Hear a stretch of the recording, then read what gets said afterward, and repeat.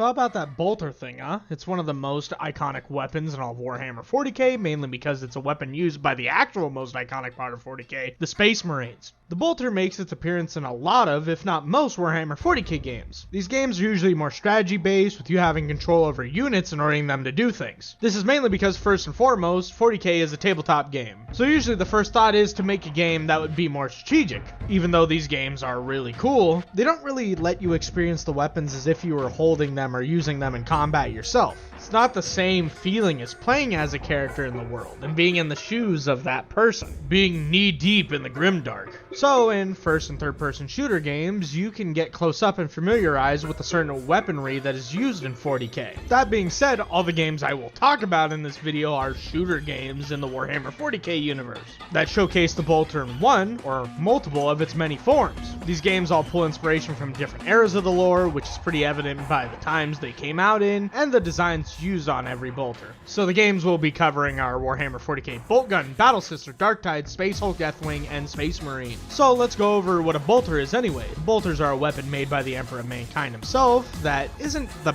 best at taking down heavily armored enemies of man, but that's a big but. They instead are supposed to put a blatant fear of humanity into anyone who doesn't bend the knee for the Imperium. But how do they do that? Because the bolter has rounds that are a standardized 75 caliber, which is larger than most rifle rounds in the real. And the cartridge that is used to fire the bolt out of the bolter also straight up uses rocket fuel to propel itself at crazy speeds, and then it bores itself into its target and blows up. On top of all of it, the bolter is an automatic rifle that wasn't originally made for our dainty little human hands. Instead, they were primarily made for Space Marines to use for the longest time until later on when Belisarius Cawl himself made it for humans while he rolled out Primaris Marines during 8th edition. So when a game comes out and features within the Warhammer 40k universe, it's business casual that the bolter makes an appearance. Sometimes, most usually, it's the first weapon you get your hands on, with its role changing within each and every game.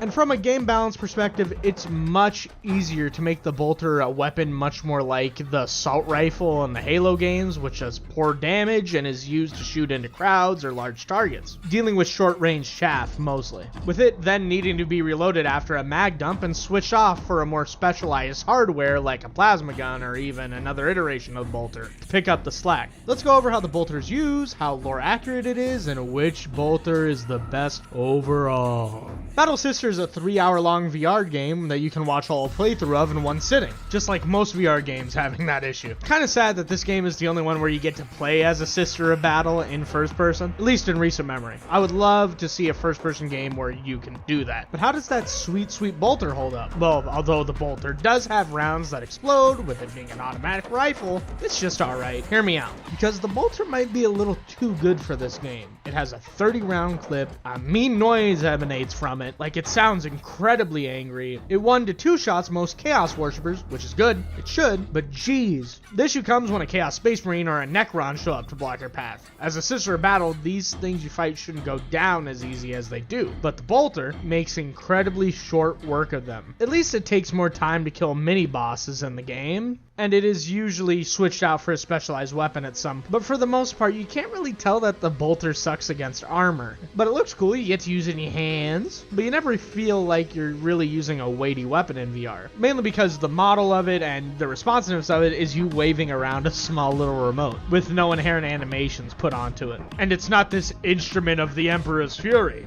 Plus, the enemies in this game aren't even usually rigged to turn into piles of gore when they're shot at. Maybe like a 7 out of 10 bolter for a 7 out of 10 game. Guess what? In the Space Marine game, you get to play Space Marines. Ultramarines, to be exact, for the most part. At least in the main story. So, you get to use the bolter almost instantly after going through a brief tutorial where you use the bolt pistol instead. The bolter in this game is pretty great, taking a cue from Halo by making the bolter the weapon you can always use, with other variations of that bolter being in the same game that you can use in different ways. It does great against flesh, but horrible against armor. The thing that I would have to say that the game does the best though is just show the amount of bolters there are. There are normal bolters, relic bolters, kraken bolters, storm bolters, stalker bolters, and even heavy bolters. And the bolter bolt pistol, I guess. That's a really frickin' good roster of bolters that gets most of the broad strokes down on what bolters can be. That being said, I would have to say that the bolters in this game are a 9 out of 10. Would you believe now that in the year of the Emperor 2024, graphics from 2010 that weren't even that great for 2010 standards kinda wane now? Not having the best graphics or the feeling of recoil or explosions. I also feel like it's a bit underplayed on not being good at killing knobs or other armored orcs. But at least things like the Stalker Bolter make up for it. Almost there for this game, but it was probably the best version of the Bolter to ever be put in a game at that time. Space Hulk Deathwing is a game where you play as Deathwing Terminators from the Dark Ages. In this game, there's no one singular bolter. Of course there wouldn't. We're not Space Marines, we're Space Marines in Terminator armor. So instead, you get to use mainly Storm Bolters.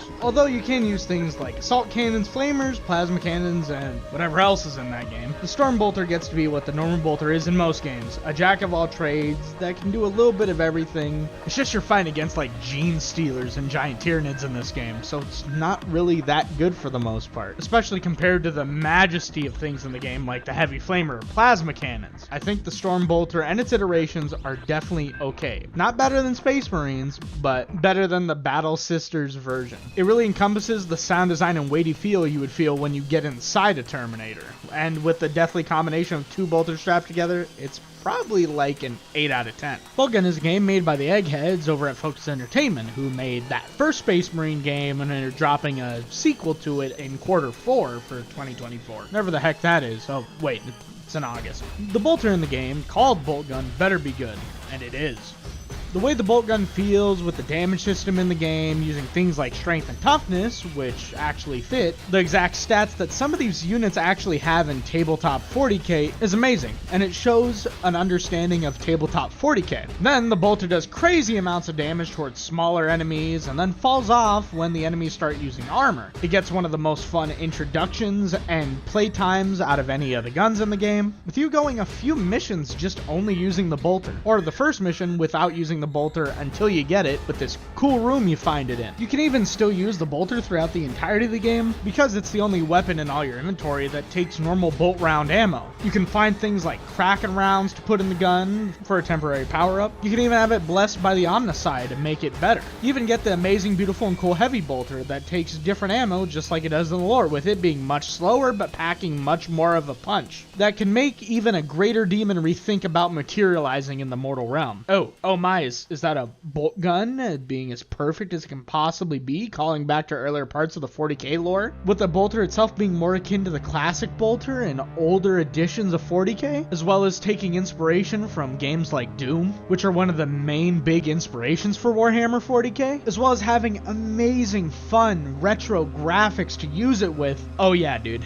perfect 10 out of 10. A perfect showcase for the bolter in the hands of a Space Marine. Darktide is the final game I'm covering, and this is one where you don't play as a Space Marine or a sister about or anyone in power armor. The closest you could possibly get is an Ogryn, but for bolters, the people that actually use them are normal humans, which are the Zealot and Sharpshooter. They get to try out the new call pattern bolter.